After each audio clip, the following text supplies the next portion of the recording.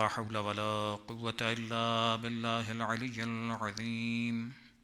أعوذ بالله السميع العليم من الشيطان اللعين الرجيم. بسم الله الرحمن الرحيم. الحمد لله رب العالمين. الحمد لله الذي لم يتخذ صاحبة ولا ولدا ولم يكن له شريك في الملك ولم يكن له ولي من الذل وكبره تكبيرا.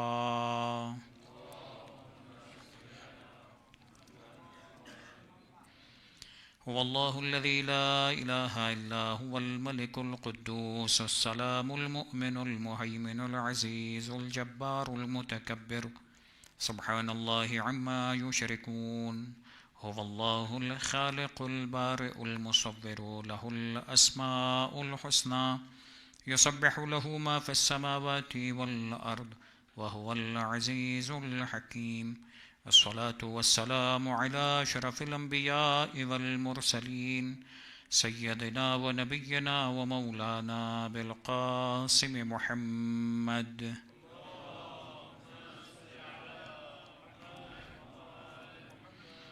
وعلى أهل بيته الطيبين الطاهرين المعصومين المنتجبين الميامين لا سيما على بقية الله في الأرضين وحجته على العالمين الذين ذهب الله عنهم الرجس وطهرهم تطهيرا.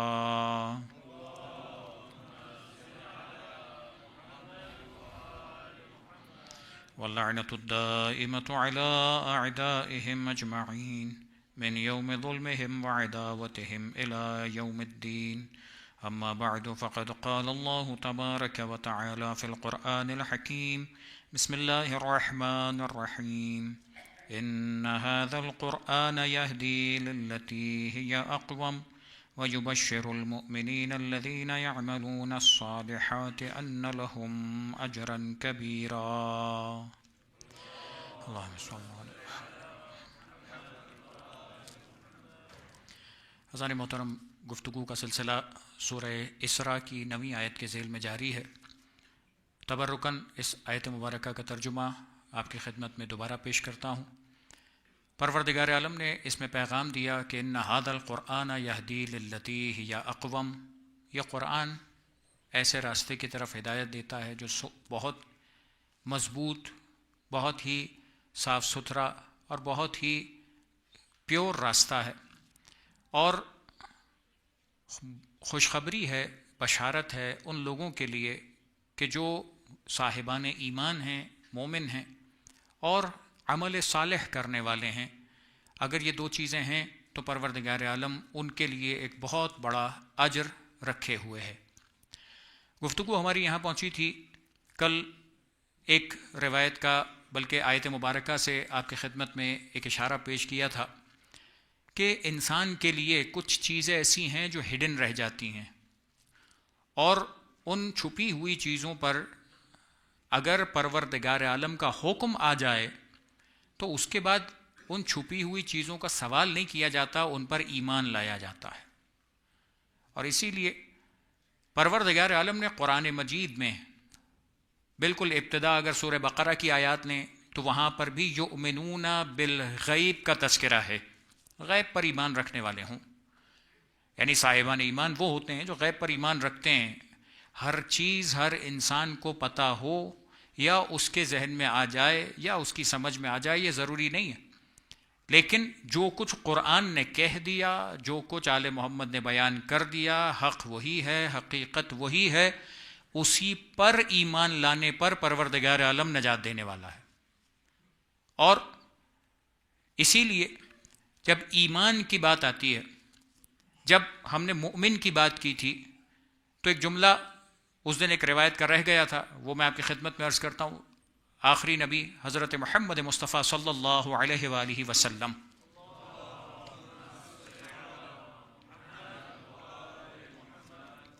نے ایمان سے متعلق جو احادیث ارشاد فرمائی ہیں ان میں سے ایک جملہ فقط بیچ میں سے پیش کر رہا ہوں کہ جو مولا کائنات امیر المؤمنین علی ابن ابی طالب علیہ الصلوۃ والسلام کے بارے میں ہے.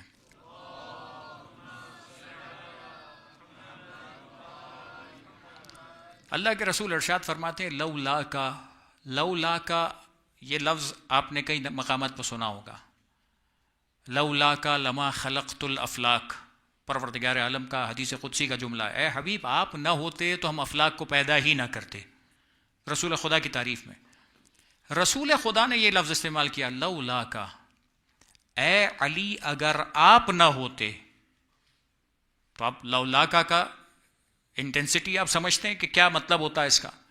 اے علی اگر آپ نہ ہوتے، لما عرف المؤمنون بعدی، تو میرے بعد صاحب ایمان کو پہچانا نہیں جا سکتا تھا. یعنی خدا نے آپ کی ذات مبارک کو وہ حیثیت اور وہ کمال اور وہ منزلت عطا کی ہے کہ جس کے دل میں آپ کی محبت اور ولایت ہے وہ مومن کہلاتا ہے، جو آپ کی ولایت اور ایمان سے باہر نکل جاتا ہے وہ کہیں اور نکل جاتا ہے. اللہ کے رسول کیا فرما رہے ہیں؟ لولا کا لما عرف المؤمنون بعدی، میرے بعد ایمان کا معیار ہی علی بن ابی طالب علیہ الصلوۃ والسلام کی ذات گرامی ہے. صلوات پڑھیے محمد و علی محمد.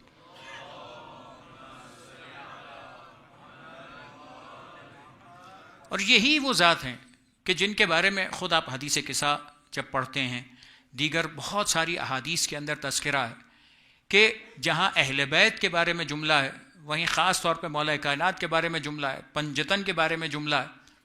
کیا فرمایا کہ یہ وہ افراد تھے، یہ وہ اہل بیت تھے، یہ وہ اہل قصہ تھے کہ جن کے بارے میں فرمایا حربو کا حربی یا علی، جس نے تجھ سے جنگ کی وہ ایسا ہے جیسے اس نے مجھ سے جنگ کی ہو. آپ مجھے بتائیے اس جملے کا مطلب کیا ہوا؟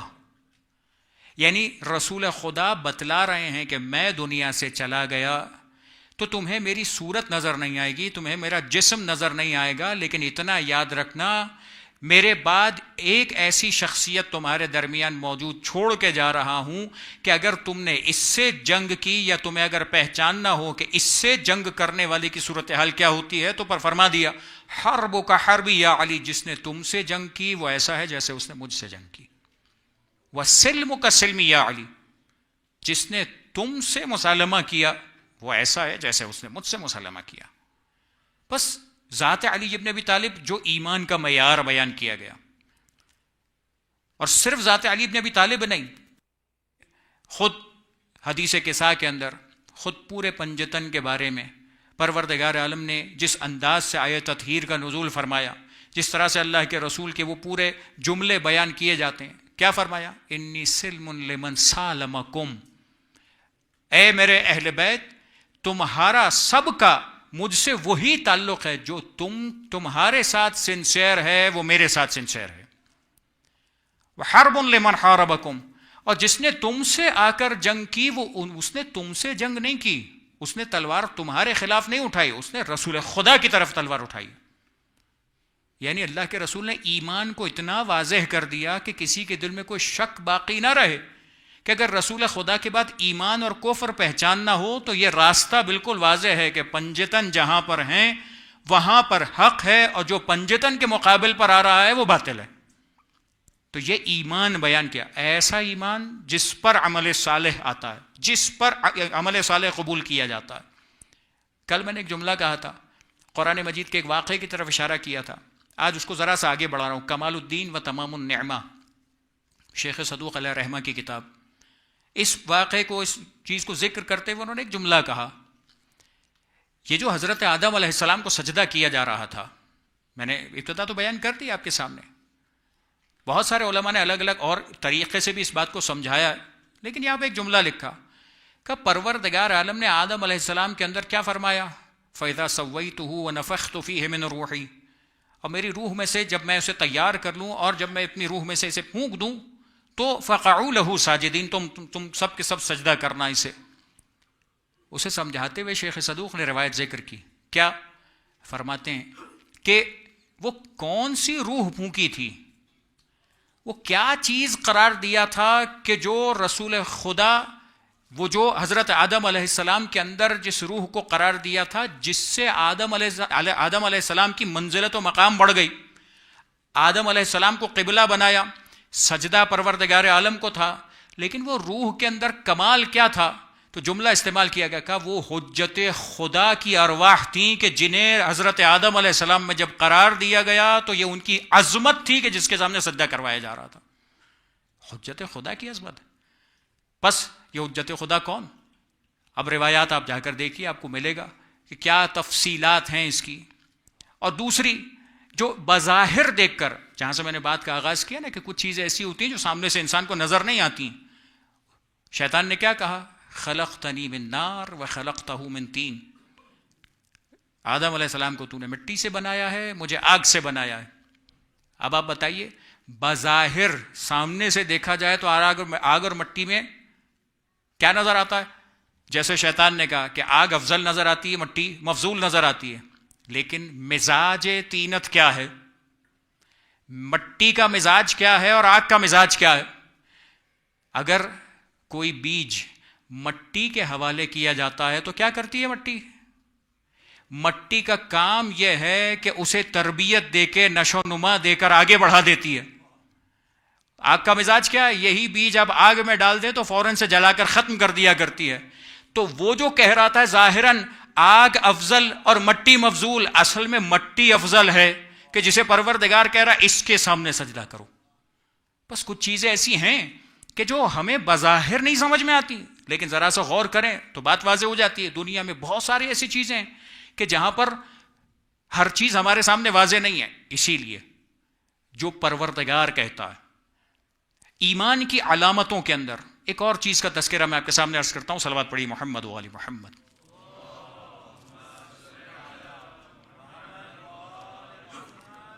پروردگار عالم جب ان چیزوں کو بیان کرتا ہے، قرآن مجید سورہ حج کے اندر خداوند متعال کا جملہ ہے وَمَن يُعَظِّمْ شَعَائِرَ اللَّهِ فَإِنَّهَا مِن تَقْوَى الْقُلُوبِ. تقوی کا لفظ آ گیا. متقین کا لفظ میں نے 2 دن پہلے بیان کیا تھا. اللہ کے رسول کی حدیث بھی بیان کی تھی، یا علی حبک ایمان و تقوی، آپ کی محبت ایمان و تقوی. یہ تقوی کیا ہے؟ تقوی کی علامت کیا ہے؟ تقوی کی نشانی کیا ہے؟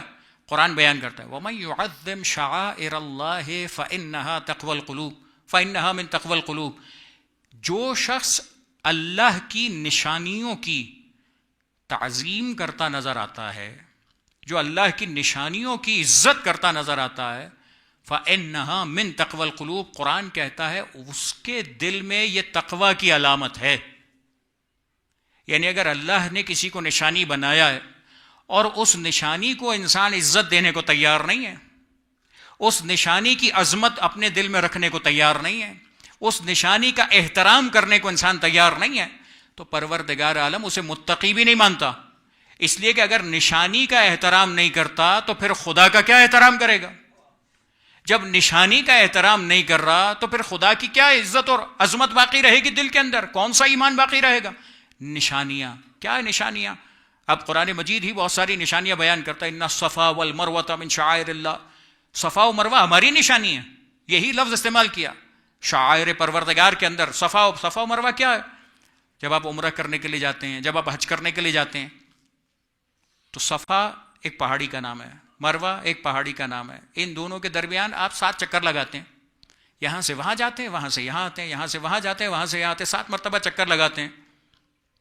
ایک اس واقعے کی یاد میں کہ جس واقعے کو پروردگار عالم نے اتنا یاد رکھنے کے لیے اتنا معتبر قرار دیا کہ قیامت تک آنے والا مسلمان اس واقعے کی یاد میں جب حج کی عبادت انجام دے گا تو اس رکن کو انجام دیے بغیر نہ حج مکمل ہو سکتا ہے. اگر عمرہ کرنا چاہتا ہے تو نہ اس رکن کو انجام دیے بغیر عمرہ مکمل ہو سکتا ہے. کیا ہوا تھا؟ جناب حضرت اسماعیل علیہ السلام کی والدہ محترمہ جناب ہاجر نے کیا کیا؟ اپنے بیٹے کی پیاس پر، جب بیٹا پیاس سے بلک رہا تھا تو حضرت ہاجرہ کیا کیا؟ پانی کی تلاش میں دوڑ رہی تھیں. صفا سے مروہ دوڑیں کہ شاید پانی مل جائے، وہاں سے ایسا لگا اس طرف پانی ہے، واپس آئیں، 7 مرتبہ چکر لگائے. اب کوئی غیر مسلم آ کر، کوئی مثال کے طور پر ایسا کہ جو کم ایمان والا ہے وہ آ کر سوال کرے بھائی یہ کیا ادھر سے ادھر دوڑتے ہو، ادھر سے ادھر دوڑتے ہو؟ وہ تو پانی کی تلاش میں دوڑ رہی تھی، تم کس کی تلاش میں دوڑ رہے ہو؟ اگر کوئی کہہ دے کیا جواب دیں گے؟ سوال ہے نا، غیر سوال کرتا ہے. اب اس کا جواب یہی قرآن کی آیت ہے ان الصفا والمروہ من شعائر اللہ. یہ اللہ نے اپنی عظمت کی نشانی بنایا ہے کہ ایک نبی کی پیاس کو بجھانے کے لیے. ایک نبی کی محبت میں اس کی ماں جب تڑپ کر ادھر سے ادھر دوڑ رہی تھی تو ہر انسان قیامت تک یہاں آئے, یہاں اس طرح سے دوڑے اور یاد کرے کہ نبی کی ماں کا کلیجہ کیسے تڑپ رہا تھا. یہ مناسک ہے جو مناسک عمرہ میں سے قرار دیا گیا, نشانی ہے اللہ کی. کرنا تو یہی ہے. اگر یہ نہیں کرو گے تو نہ عمرہ مکمل ہوگا نہ حج مکمل ہوگا. کرنا تو یہی ہے, عمل تو یہی انجام پانا ہے. اب لاجک ڈھونڈتا رہے انسان.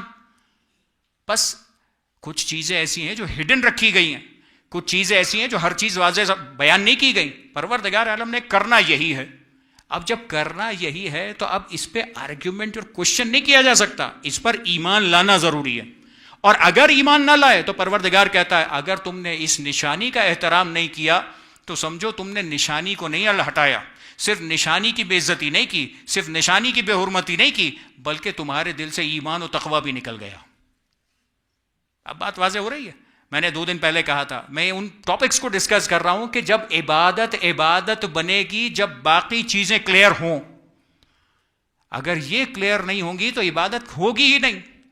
اگر کوئی انسان چکر لگا رہا ہو اور دل میں کوئی عزت نہ ہو, دل میں کوئی احترام نہ ہو, کیا ہوگا؟ عبادت ہے. دل میں ایمان نہ ہو, عبادت ہے. دل میں ولایت محمد و آل محمد نہ ہو, عبادت بنے گی نہیں بنے گی. اس لیے کہ خود روایات کے جملے ہیں, ایک نہیں کئی روایات ہیں کہ اگر کوئی شخص 1000 سال روزہ رکھے, سارا دن روزے سے رہے, ساری رات عبادت کرتا رہے, پروردگار عالم کے کعبے کا حج کرتا رہے, اور کوئی آ کر اسے مار دے, دنیا کیا کہے گی؟ اس سے بڑا پکا مسلمان کون ہوگا؟ اس سے بڑا پکا مثال کے طور پر عبادت گزار کون ہوگا؟ لیکن روایت اہل بیت کا جملہ ہے کہ یہ سب کا سب اگر دل میں ولایت علی کے بغیر ہوا تو یہ سب کا سب اس کے منہ پہ مار دیا جائے گا. اس لیے کہ ولایت آل محمد وہ بنیادی ترین رکن ہے کہ جس کے بغیر عبادت بن ہی نہیں سکتی. صلوات پڑھیے محمد و آل محمد.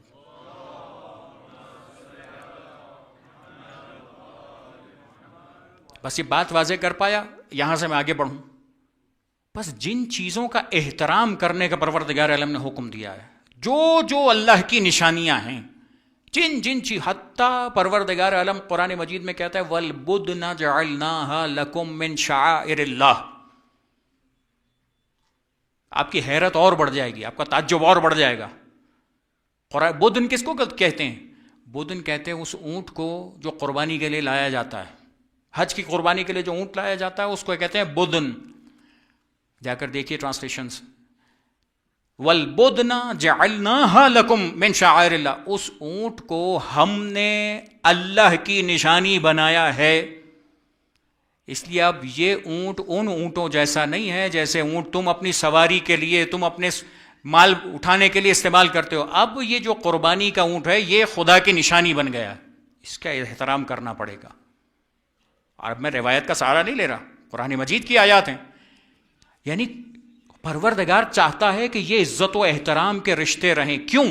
کیا اونٹ کے اندر کچھ ہے؟ نہیں, اونٹ کے اندر نہیں. اونٹ کو تم جب حاجی نے, جب اس حج کرنے والے نے منسوب کر دیا کہ اب یہ اونٹ وہ ہے کہ جو قربانی حج کے لیے قرار دیا جائے گا, قربانی حج کے لیے قربان کیا جائے گا, تو کیا ہوا؟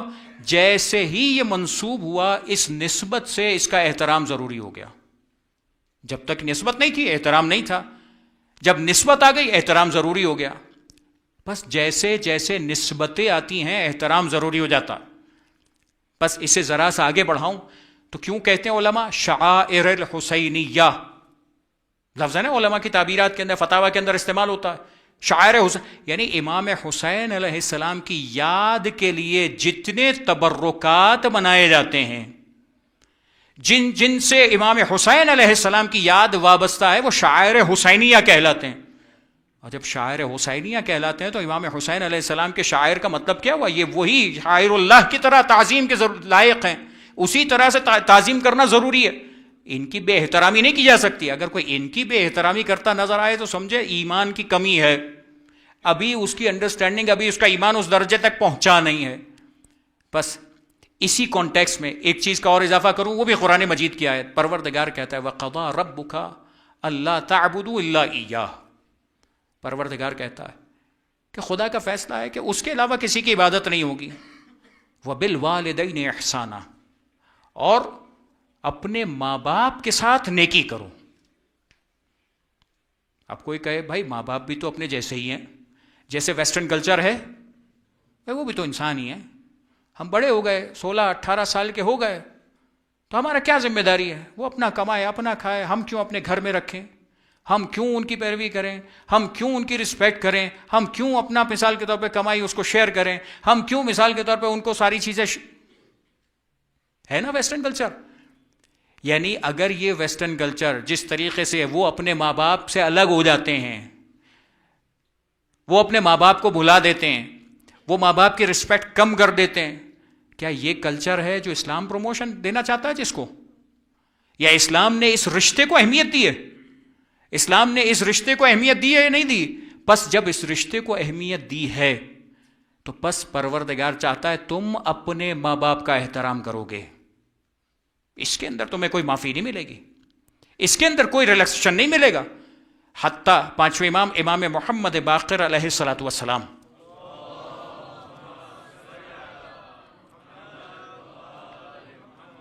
پانچویں امام کا جملہ کا 3 چیزیں ہیں جس کی اجازت خدا نے نہیں دی. 3 چیزیں ایسی ہیں جس کی اجازت خدا نے نہیں دی. کیا چیزیں؟ ان میں سے پہلی چیز امانت. امانت ادا کرنا ضروری ہے. اگر امانت ہے تمہارے پاس، ادا کرنا ضروری ہے. اس میں اب کوئی ریلیکسیشن نہیں ہے کہ اگر مثال کے طور پہ کوئی نیکوکار ہے اس کی امانت ہے، یا کوئی فاسق ہے، کوئی گنہگار ہے اس کی امانت ہے، کوئی کافر ہے اس کی امانت، اس کے اندر کوئی فرق نہیں ہے. امانت ہے تو امانت کی حفاظت کرنا اور اس کو ریورس پلٹانا واجب ہے، ضروری ہے.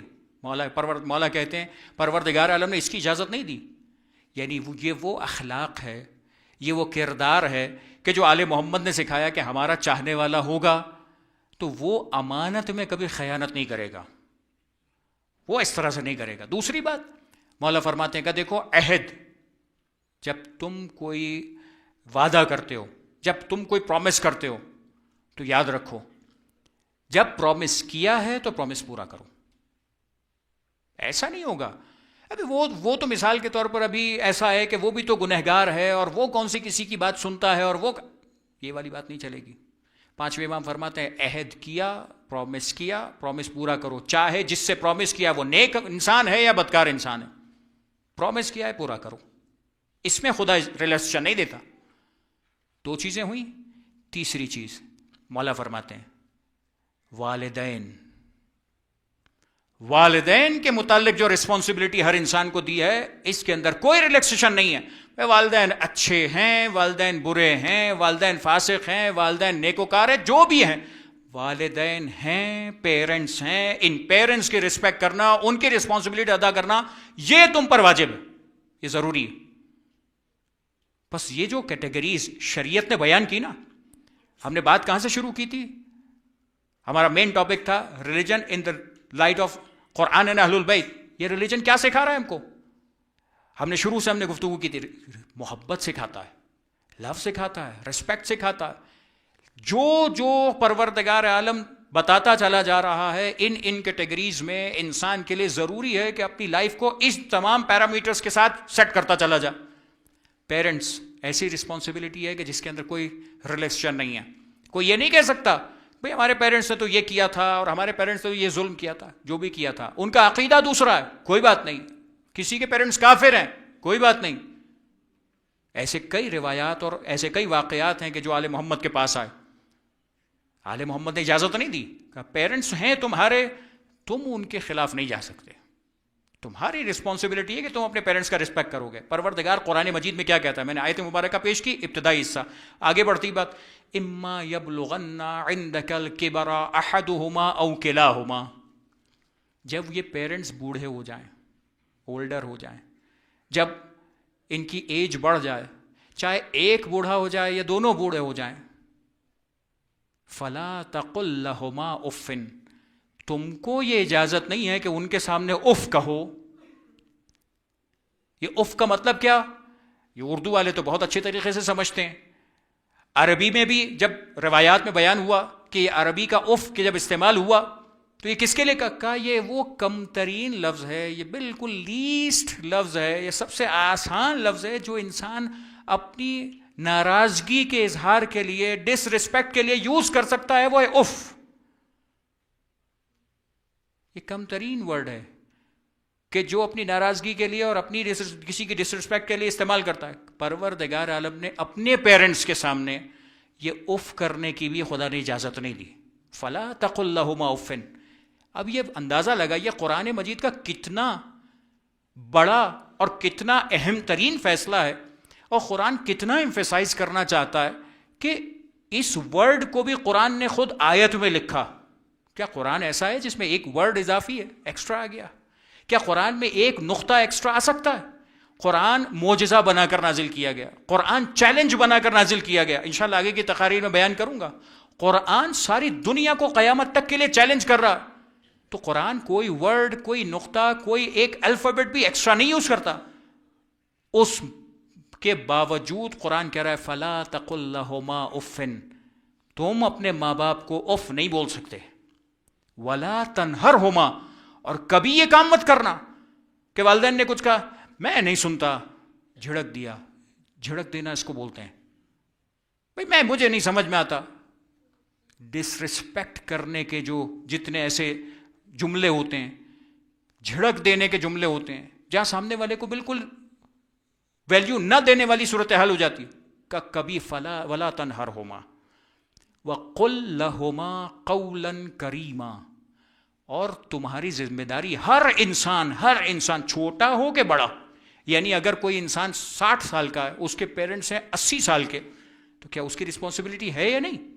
وہ 60 سال کا ہو گیا، چاہے اس کے پوتے پوتیاں ہو گئے، نواسیاں ہو گئے، لیکن اپنے پیرنٹس کی ذمہ داری ابھی بھی باقی ہے، اور رسپانسبلٹی ختم نہیں ہوئی۔ جب تک حیات ہیں تو رسپانسبلٹی ہے، دنیا سے چلے گئے تو رسپانسبلٹی ہے، ہر انسان کے اوپر ایک رسپانسبلٹی ہے۔ یہاں پہ کبھی پروردگار عالم نے یہ نہیں کہا کہ یہ چھوٹا ہے تو وہ اپنے پیرنٹس کی رسپیکٹ کرے گا، بڑا ہو گیا، پیسہ کمانے لگ گیا، اپنا بزنس سیٹ ہو گیا، اپنی فیملی ہو گئی، تو اب پیرنٹس کو کون پوچھتا ہے؟ نہیں، ہر انسان کے لیے پروردگار کہہ رہا ہے اپنے پیرنٹس رسپانسبلٹی ہیں۔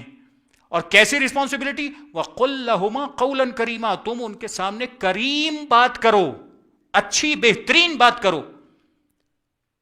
بس یہ جو رسپانسبلٹی قرآن دے رہا ہے آپ کو، ہم نے کہا نا ہم اس اپرائٹ وے کی طرف بات کر رہے ہیں جو قرآن سکھا رہا ہے، یعنی ہماری سوسائٹی میں جس رسپیکٹ کو، جس لو کو، جس فیملی ریلیشنز کو، جس ہماری اس کمیونٹی کو ڈیولپ کرنے کے لیے جس ڈیولپمنٹ فیز سے گزرنا ہے، اس کے اندر ہر ایک اینٹی ایسی ہونی چاہیے کہ جو اپنی اس ذمہ داری کو ادا کرتی رہے۔ یہاں پہ کوئی بھی یہ نہیں کہہ سکتا، مثال کے طور پر جیسے بعض جگہوں پر ایسا نظر آتا ہے، خدا محفوظ رکھ کے ہم سب کو ان تمام چیزوں پر عمل کرنے کی توفیق عطا فرمائے۔ یہ تمام چیزیں وہ ہیں کہ کبھی ہم سوچتے ہیں کہ آج تو ہم بڑے ہو گئے، اب تو ہمارے بچے بڑے ہو گئے، تو اب ہم کیا پیرنٹس کو پوچھیں، اب ہم کیا اپنے ماں باپ کے لیے کچھ کریں؟ بچے بھی بھول گئے دادا کون، دادی کون، بچے بھی بھول گئے نانا نانی کون، تو اب کیا؟ جب آپ اپنے بڑوں کو بھلا دیں گے، جب آپ اپنے والدین کو بھلا دیں گے، تو دنیا ایسی ہے کہ جس کے بارے میں حدیث مبارکہ کا جملہ ہے، اور آپ محاورے کے اندر اردو انگلش ہر جگہ پہ عربی میں بھی استعمال ہوتا ہے، کما تدینو تدانو، جو آپ کہتے ہیں نا جیسا کرو گے ویسا بھرو گے۔ آج تم یہ کام کر رہے ہو تو یقین رکھو کہ اگر آج تم نے اپنے ماں باپ کو بھلا دیا ہے تو تم جب قبر میں جاؤ گے تو مت امید رکھنا کہ بعد میں تمہیں کوئی یاد کرے گا۔ یہ دنیا ہے، جیسا کریں گے ویسا ریزلٹس ہیں۔ اس لیے کہ دل میں کس کے کیا خیال آتا ہے، کون اپنی رسپانسبلٹی کو ادا کر رہا ہے۔ اگر میں چاہتا ہوں، اگر میں مثال کے طور پر امید رکھتا ہوں کہ میرے بچے، میری اولاد، میرے مثال کے طور پر پوتا پوتی، نواسے نواسیاں وہ اس طرح سے کریں، مجھے اپنے ایلڈرز کے ساتھ ایسا ریلیشن رکھنا چاہیے، اور اگر نہیں رکھا تو پروردگار عالم کی بارگاہ میں جا کے سوری کرنا چاہیے، پروردگار آج تک نہیں پتا تھا، میں سوری کرتا ہوں، میں توبہ کرتا ہوں، آج میں جو گزر گئے ان کے لیے ایسے کام کروں تاکہ برزخ میں رہ کر بھی وہ ہم سے راضی ہو جائیں۔ یہ وہ پروردگار ہے جو اتنا رحمان و رحیم ہے کہ اگر آج روایات کے جملے، میں پاس وقت نہیں ہے کہ اب میں ان روایات کی طرف جا سکوں، انشاءاللہ کنٹینیو کروں گا، روایات ہیں کہ بعض اوقات ایسا ہوتا ہے کہ زندگی میں انسان اپنے پیرنٹس کی رسپانسبلٹی ادا کر رہا ہوتا ہے، لیکن جیسے ہی دنیا سے گئے پھر سب ختم ہو گیا، پھر بھول گئے کہ کیا ہوا۔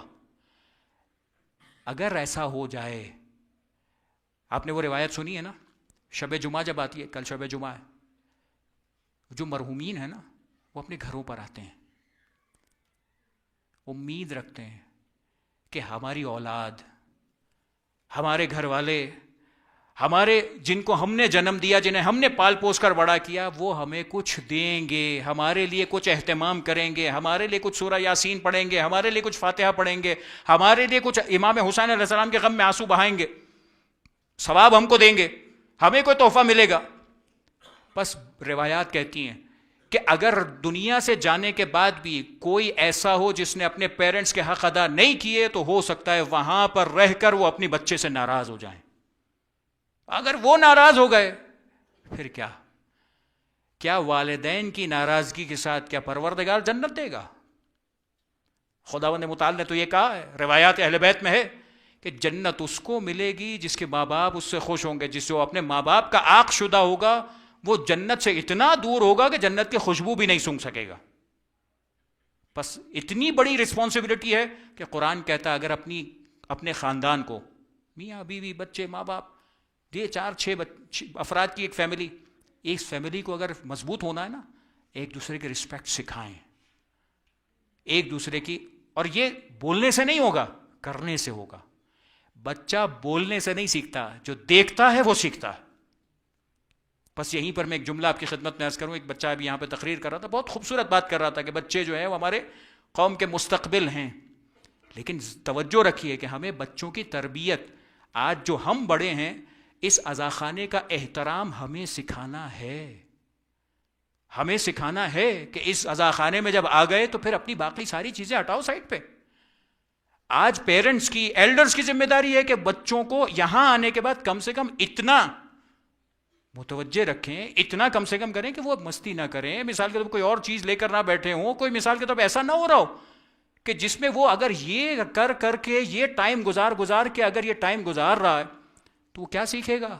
آپ خود سمجھتے ہیں کہ جس بچے کو ہم نے یہ اجازت دے دی کہ بیٹا امام بارگاہ بیٹھ کے جو کرنا ہے کرو، وہ کیا بڑا ہو کر امام بارگاہ کی عزت و احترام کرے گا؟ یہاں پر آ کر ممبر و علم و تعزیہ کو چومے گا، یا بالکل وہی سمجھے گا جیسے میں شادی ہال میں جاتا ہوں؟ بس یہ رسپیکٹ بھی ہم کو سمجھانی پڑے گی، یہ رسپیکٹ بھی ہم کو ڈیولپ کرنی پڑے گی۔ اگر آج ہم اپنی ذمہ داری ادا کریں گے، ہم اچھا کریں گے، ہماری اولاد اچھا سیکھے گی۔ صلوات پڑھیے محمد و آل محمد۔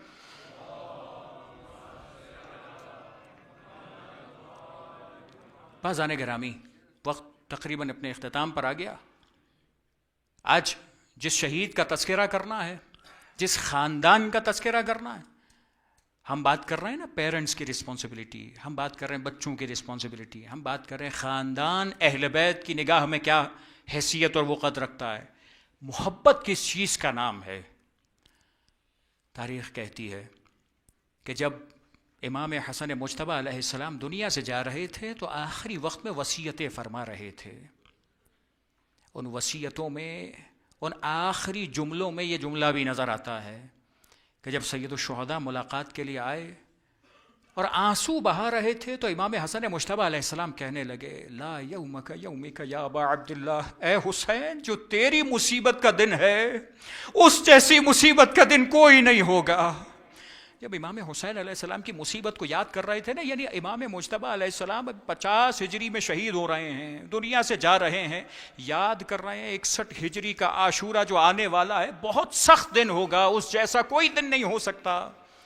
بس اسی کے ساتھ ساتھ ایک اور عمل انجام دیا، جب کربلا اور عاشور کو یاد کر رہے تھے تو اپنے ننھے سے بچے کے لیے ایک تعویذ، ایک خط حوالے کیا، اور یہ کہہ کر حوالے کیا کہ جب مشکل ترین وقت ہو تو اس بچے سے کہنا کہ یہ تعویذ کھول کر دیکھ لے۔ بس یہ جناب قاسم ہیں کہ جو تقریباً 3 برس کے تھے جب بابا ان کا دنیا سے رخصت ہوا ہے۔ تاریخ کہتی ہے کہ وقت گزرتا رہا اور تاریخ میں وہ مراحل طے پاتے ہوئے جب یہ قافلہ کربلا پہنچ گیا، شب عاشور آ گئی، یہاں جملہ نظر آتا ہے کہ جب سید الشہداء کربلا کا تذکرہ کر رہے ہیں، عاشور کا تذکرہ کر رہے ہیں، تو ایک مرتبہ جناب قاسم نے بڑھ کر ایک جملہ کہا. امام حسین علیہ السلام نے سوال کیا کیف الموت عندک، اے قاسم تیرے نزدیک موت کیسی ہے؟ جناب قاسم کہنے لگے احلی من العسل، میرے نزدیک شہد سے زیادہ میٹھی ہے موت. اے چچا جان، آپ کی بارگاہ میں، آپ کی خدمت میں اگر یہ جان قربان ہوتی میرے لیے یہ موت بہت میٹھی ہے. بس اگلا روز آیا. تاریخ کہتی ہے کہ جب اصحاب نے قربانیاں دیں، انصار قربان ہوئے، بنی ہاشم کی قربانیاں شروع ہوئیں، یہ بچہ ہے جو مسلسل بار بار اپنے چچا کی خدمت میں آتا ہے، چچا جان مجھے اجازت دے دیجئے، چچا جان مجھے اجازت دے دیجئے. بعض مقاتل میں یہ جملہ ہے کہ اپنے چچا کے ہاتھوں کو چومتا تھا، اپنے چچا کے جسم کو چومتا تھا. شاید چچا اجازت دے دے، چچا اجازت نہیں دیتے تھے. جب قاسم کو دیکھتے تھے آنکھوں سے آنسو روا ہوتے تھے. جناب قاسم بھی گریہ کر رہے ہیں، امام حسین علیہ السلام بھی گریہ کر رہے ہیں. قاسم کو اجازت نہیں ملتی. ایک مرتبہ افسردہ تھے، کیسے اپنے چچا سے اجازت لیں. ایک مرتبہ خیمے کے پاس آئے، اپنے ایک مرتبہ زانو پر سر رکھ کر اداس بیٹھے ہیں. ایک مرتبہ یاد آیا میری ماں نے بتایا تھا، میرے بابا نے ایک تعویذ حوالے کیا تھا، جب کوئی مشکل وقت ہو اس تعویذ کو کھول کر دیکھنا. ایک مرتبہ بازو کا تعویذ نکالا، تعویذ کو کھولا، دیکھا بابا کی تحریر اپنے بھائی کے نام، اور قاسم کو یہ وصیت، اے قاسم جب کربلا میں عاشور کا دن ہوگا، جب تم دیکھو اپنے چچا پر اپنی جان کو قربان کر دینا.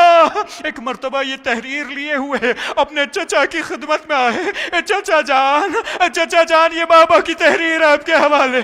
امام نے خط دیکھا ہوگا، کتنا یاد آیا ہوگا بھیا حسن. ایک مرتبہ گریہ کیا.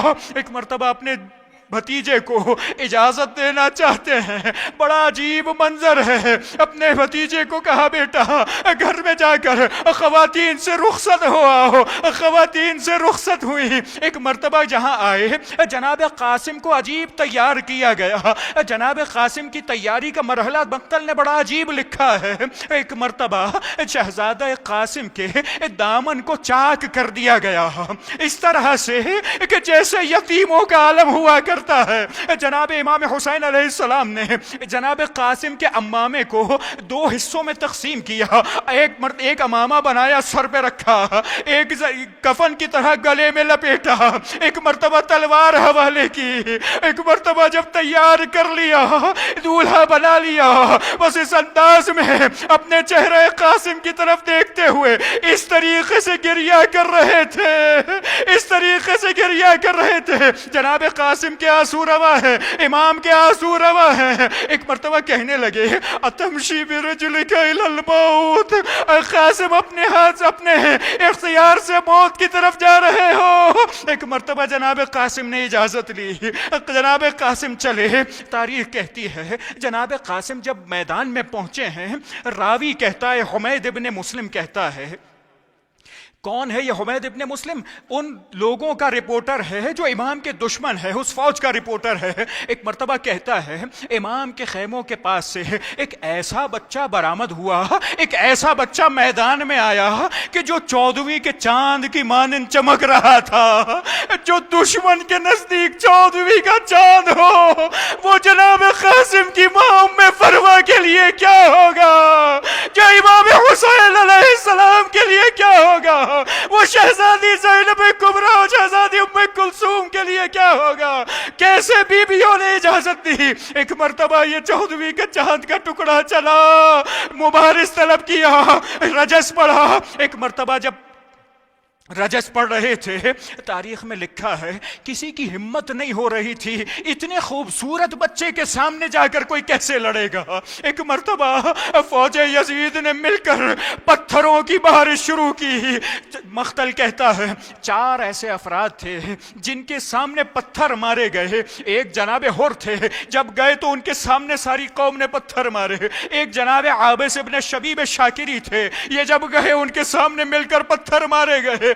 تیسرے جناب قاسم کوئی قریب نہیں آتا تھا، دور سے پتھر مارتے تھے، اور چوتھے میرے واقع مولا سید الشہداء جن پر پتھروں کی بارش کی گئی، اجرکم علی اللہ، پرسہ دیجئے گا شہزادی ام فروہ کو پرسہ، امام مجتبی کو پرسہ، سید امام حسین کو پرسہ، امام کی مادر گرامی کو پرسہ، رسول خدا و مولا کائنات کو پرسہ، سرکار حجت و تمام معصومین کو پرسہ۔ شہزادہ قاسم کو ماتم کر رہے ہیں نا۔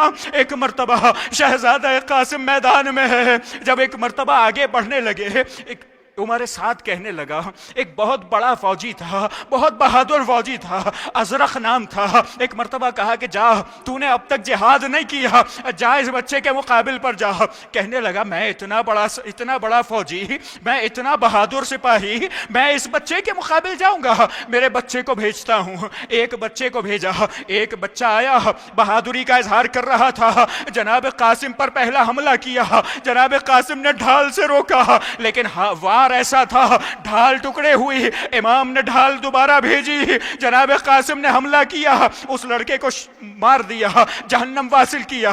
ایک مرتبہ اس کا بھائی آیا، ازرق کا دوسرا بیٹا آیا، جناب قاسم نے حملہ کیا، اسے واصل جہنم کیا۔ تیسرا بیٹا آیا، واصل جہنم کیا۔ چوتھا بیٹا آیا، واصل جہنم کیا۔ جناب قاسم بڑے جوش میں ہیں، ان سب کو واصل جہنم کرتے رہے۔ ایک مرتبہ باپ سے رہا نہ گیا، ازرق شامی پلٹ کر آیا، ایک مرتبہ جناب قاسم کے مقابل آ رہا تھا۔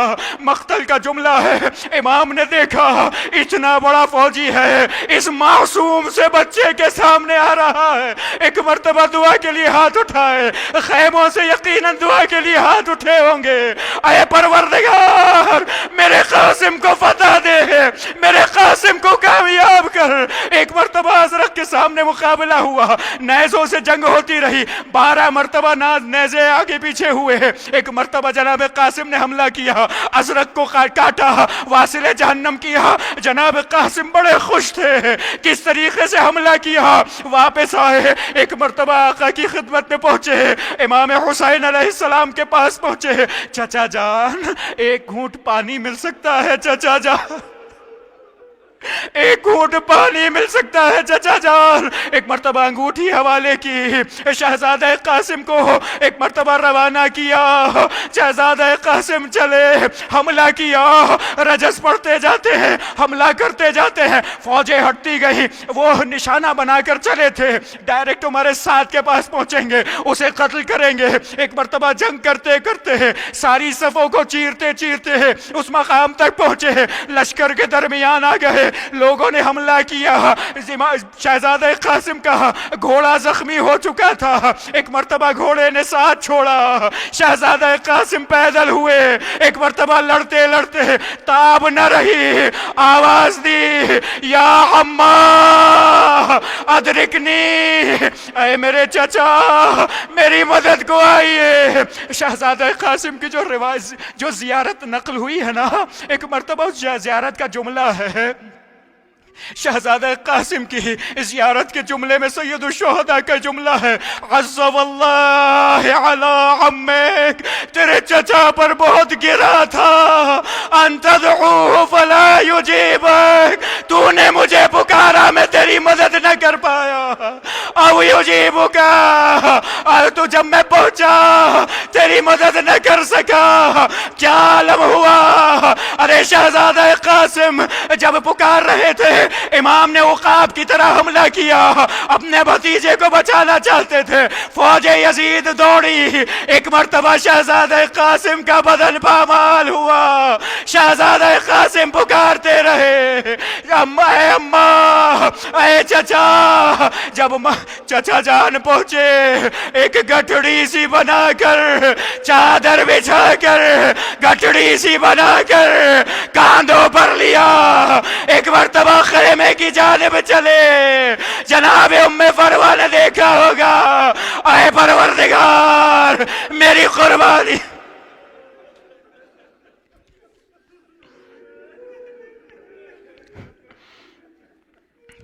ألا ولعنة الله على القوم الظالمين وسيعلم الذين ظلموا وأي منقلب ينقلبون. ماتم